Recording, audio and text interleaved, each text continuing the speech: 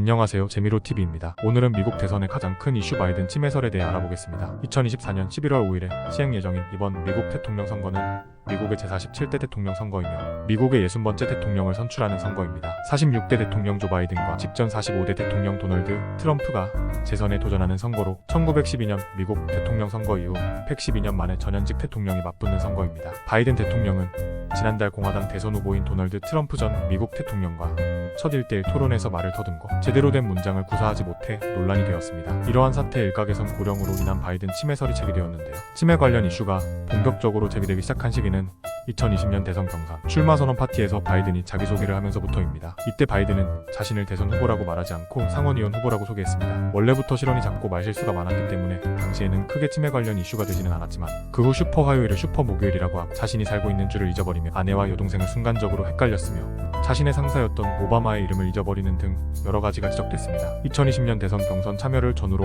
너무 심해지지 않았냐는 이야기가 나오기 시작했습니다. 나무 위키에 올라와 있는 바이든 대통령의 논란이 된 발언 몇 가지를 살펴보겠습니다. 2020년 1월 조 바이든은 자신이 70년대 남아프리카 공화국의 수감 중인 넬슨 만델라를 만나려고 시도하다가 체포된 적이 있다고 3번이나 주장했으나 그런 적은 없었다는 것이 밝혀지기도 했습니다. 연설 중에 가난한 아이들도 백인 아이들만큼 똑똑하고 재능 있을 수 있다 라고 발언하여 구설수에 오르기도 했습니다. 우리는 가난한 사람은 해낼 수 없다는 편견을 갖고 있습니다. 가난한 아이들도 백인 아이들만큼이나 똑똑하고 재능 있을 수 있습니다. 부유한 아이들, 흑인 아이들, 동양인 아이들만큼이요. 진심입니다. 해당 발언은 여러 가지로 비판을 받았는데 첫째, 가난함은 인종이 될 수 없는데 백인과 가난함을 비교했다는 점과 둘째, 은연중에 백인 외의 인종은 똑똑하지 않다는 인종차별적 편견이 드러난 것 아니냐는 점, 셋째, 푸어 화이트 계층을 완전히 무시했다는 점이었습니다. 이 발언에 대해 사람들은 가난한 어린이로서 이 연설을 보고 나서 나도 굳은 의지를 갖고 노력하면 언젠가 백인 어린이가 될 수 있다는 희망을 갖게 되었다 고 비꼬 왔습니다. 뜬금없이 자신의 다리털이 금색이고 주변의 어린이들을 바퀴벌레에 비유하더니 어린이들이 자신의 다리 위에서 노는 걸 좋아한다고 말하기도 했습니다. 그나저나 제가 스탠드에 앉아있을 때 저에겐 해가 비치면 금색으로 변하는 다리털이 있었습니다. 그리고 아이들은 수영장을 통해 다가와 제 다리를 쓰다듬더니 다리털이 다시 서는 것을 구경하곤 했습니다. 저는 바퀴벌레에 대해 알았습니다. 저는 제 무릎으로 뛰어드는 아이들에 대해 알았습니다. 그리고 전 제 무릎에 뛰어드는 아이들을 좋아했습니다. 해당 발언을 본 대부분의 사람들은 뜬금없이 자기 다리털 얘기를 왜 하는 거냐,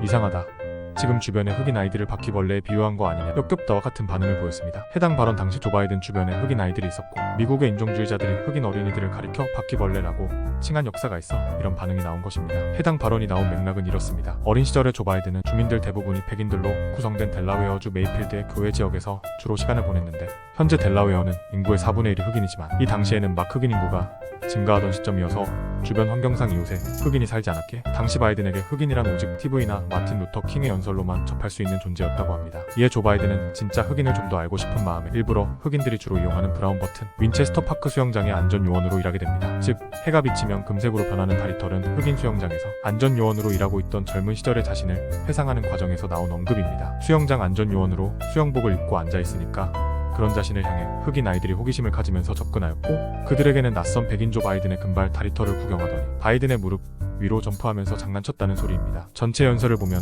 발언의 의미가 더더욱 명확해집니다. 이 연설이 나온 장소는 브라운 버튼 윈체스터 파크 수영장 이름을 조 바이든 아쿠아 센터로 개명하는 기념식이었고 바이든의 앞서 NAACP의 전주 회장이자 수영장 개명에 결정적인 역할을 한 리처드 스미스가 연설했습니다. 리처드 스미스는 연설에서 처음 정치에 입문하던 시기에 바이든이 흑인 커뮤니티에 동화하기 위한 방법을 묻자 바퀴벌레가 몸에 기어오르거나 마요네즈 병이 든 쿠레이드를 건네받거나 아이들이 무릎에 뛰어들더라도 자연스럽게 웃어라라고 가르쳐 주었다고 언급합니다. 따라서 이 부분은 바이든이 앞선 연설을 언급하면서 자신의 기억을 회상하는 내용이지 뜬금없이 아이와 바퀴벌레를 언급한 것은 아닙니다. 그렇다고 하더라도 해당 연설에서 불필요한 바퀴벌레를 언급했다는 측면에서 불쾌한 느낌을 감출 수는 없을 것입니다. 결론적으로 해당 영상이 돌면서 대놓고 침해 아니냐는 말을 들었으며 바이든의 침해의 심 클린 모음 17분 해당 영상은 소위 바이든 침해설 중 가장 유명한 영상이 되었습니다. 도널드 트럼프 주니어도 이 논란을 소재로 삼아 졸린 조슬리 피조라고 하면서 열심히 네거티브에 써먹고 있습니다. 그 외에 미국 국내외 언론도 이 논란을 기사화하기도 했습니다. 트럼프의 주요 지지층인 대한 우파들도 이 소재로 조 바이든을 비판했습니다. 재밌게도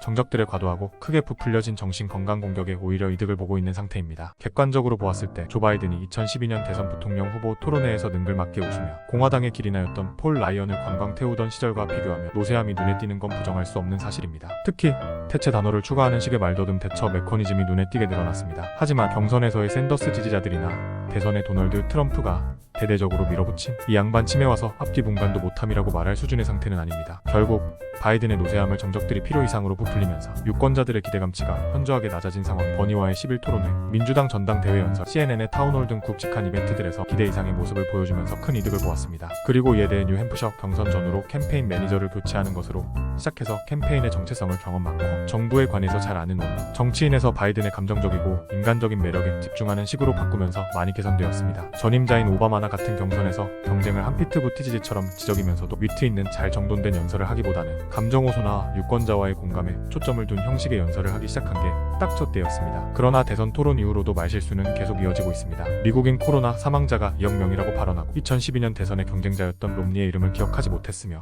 재차 상원 출마 발언을 하여 비난받고 있습니다. 2020년 10월 26일 투표 홍보 공연이 나요. 윌보트의 부인과 화상으로 등장해 트럼프를 조지, 부시라고 말하였다는 논란이 있습니다. 트럼프는 트위터에 조 바이든이 어제 나를 조지라고 불렀다며 내 이름을 기억할 수 없었던 것? 가짜뉴스 카르텔은 이를 덮어주느라 유념이 없다 고 비판했습니다. 공화당 스티브 게스트 신속대 응급장은 트위터에 바이든의 말실수 영상을 올리며 바이든이 트럼프 대통령을 조지 W 부시와 혼동했다고 했습니다. 하지만 이것은 사실이 아닙니다. 당시 바이든은 트럼프에 관련된 얘기를 하고 있긴 했지만 진행자인 조지 로페즈의 질문에 답변하고 있었습니다. 즉 트럼프와 조지 W 부시를 혼동한 것이 아닌 이따금 질문자의 이름을 되뇌이고 답변을 하는 바이든의 습관에서 나온 오해입니다. 바이든은 어렸을 때부터 말더듬으로 상당히 고생했는데 이 때문에 최대한 실수를 줄이기 위해 실제 말하기 전에도 반복적으로 머릿속에 떠오르는 여러 단어들을 되뇌이는 습관을 가지고 있습니다. 그런 상황에서 본래 성격도 상당히 성급하다 보니 원래 정치인 시절부터 말실수 많이 하기로 유명했습니다. 바이든은 코로나 감염증을 코비드-19이 아닌 코비드-9이라고 말한 적도 있습니다. 이에 트럼프 지지자이자 전직 공화당 하원 의원이었던 난 헤이워스는 이 같은 바이든의 말실수들이 치매의 징후라고 주장했습니다. 후술하겠지만 조 바이든은 대통령이 된 이후에도 계속해서